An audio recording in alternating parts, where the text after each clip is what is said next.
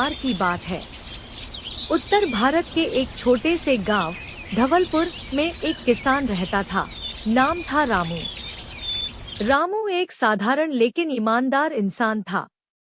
उसका रंग सांवला, चेहरा मेहनत की रेखाओं से भरा, लेकिन आंखों में सच्चाई की चमक थी।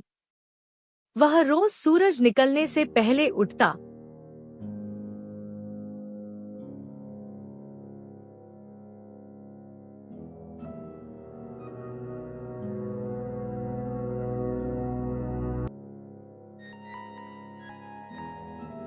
अपने 2 बैलों नंदू और भोलू के साथ खेत पर पहुंचता और दिन भर मेहनत करता।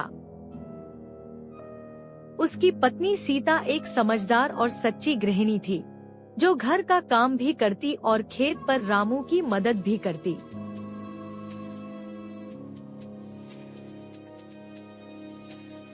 उनका एक बेटा था गोपाल। गोपाल होशियार था, पढ़ाई में अच्छा था, लेकिन गरीबी के कारण स्कूल छोड़ चुका था। रामू का सपना था, मेरा गोपाल पढ़ लिख कर एक बड़ा अफसर बने। उसी गांव में एक व्यापारी भी रहता था, हरिराम सेठ। गांव में उसका बड़ा गोदाम था, जहां वह किसानों से सस्ते में अनाज खरीदता और शहर जाकर ऊंचे दामों में बेच देता। वह चालाक, लालची और घमंडी था। एक दिन की बात है, जब रामू की गेहूं की फसल तैयार हुई, हरिराम उसके खेत पर आया। हरिराम,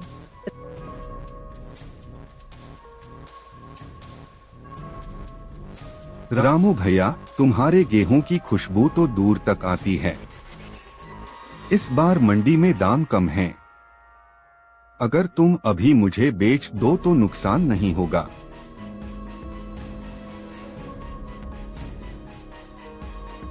रामू ने संदेह से देखा, लेकिन हरिराम ने मीठे शब्दों में उसे मना लिया।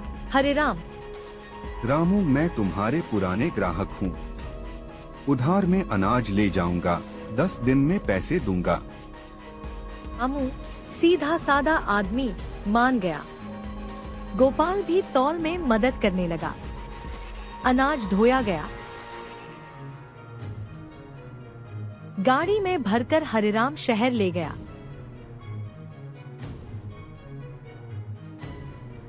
दस दिन बीते, फिर 20 दिन, फिर 1 महीना। रामू हर दिन सुबह उसके गोदाम जाता। हर बार सेठ बहाना बना देता।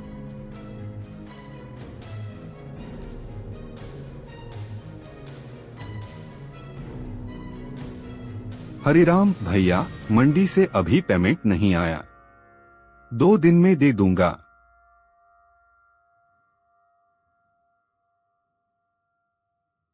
रामू की चिंता बढ़ती गई। घर में खाने के भी लाले पड़ने लगे। सीता दुखी होकर बोली, हरिराम भैया, मंडी से अभी पेमेंट नहीं आया, 2 दिन। सीता, रामू जी, उस सेठ पर भरोसा करना ही गलत था। अब गोपाल की पढ़ाई का क्या होगा? रामू खुद को कोसने लगा।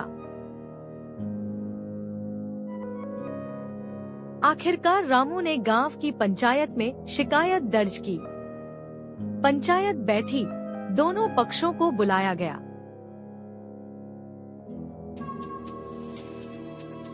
पंचायत मुखिया, रामू, तुम क्या कहना चाहते हो?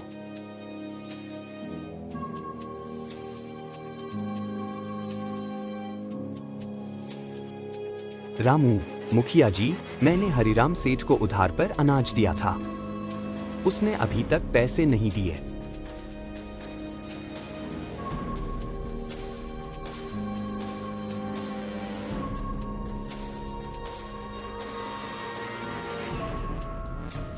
हरिराम तुरंत बोला, हरिराम, रामू झूठ बोल रहा है। उसने अनाज मुझे दान में दिया था। मेरा भला चाहा, कहा कि व्यापार में मदद हो।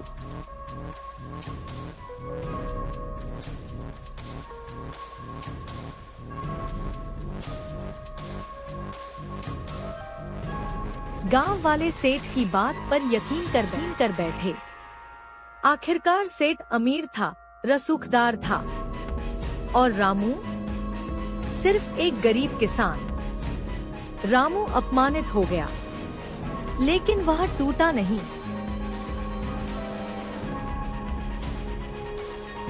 कुछ ही दिनों बाद गांव में राजा का राजदूत आया। वह अलग अलग गांवों की खेती की हालत पर रिपोर्ट बना रहा था। जब वह धवलपुर पहुंचा, तो उसने किसानों से बात की। राजदूत ने पूछा, राजदूत, तुम्हारे खेत अच्छे हैं, कोई परेशानी है? रामू ने पहले चुप्पी साध ली, लेकिन फिर धीरे से बोले, रामू, हुजूर, मेहनत करता हूँ, लेकिन बेईमानी से हारता जा रहा हूँ। रामू ने अपनी पूरी बात विस्तार से बताई। राजदूत गंभीर हो गया। उसने उसी दिन पंचायत बुलाई। पंचायत में फिर सेठ को बुलाया गया। हरिराम सेठ, क्या तुम्हारे पास कोई कागज है जिससे साबित हो कि रामू ने दान दिया था?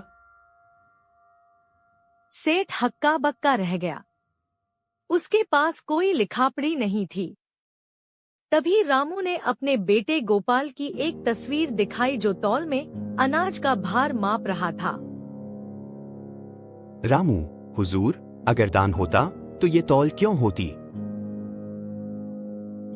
गांव वाले सन्न रह गए। सेठ की चालाकी पकड़ में आ गई।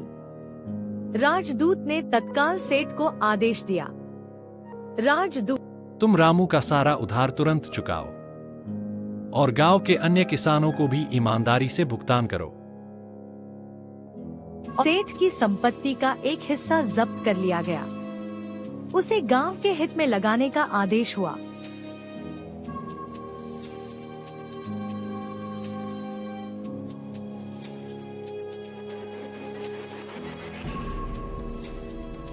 राजा ने रामू को सम्मान पत्र दिया और कहा, राजा का संदेश, रामू जैसे ईमानदार किसान ही हमारे राज्य की असली संपत्ति है।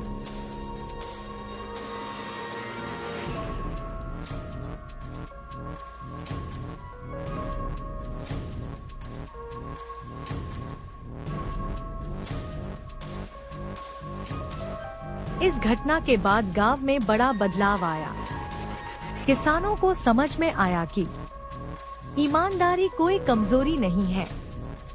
सच्चाई की लड़ाई लड़ने वाले को देर से ही सही जीत मिलती है। एक फोटो, एक गवाही, एक छोटा प्रमाण भी बड़ी सच्चाई साबित कर सकता है।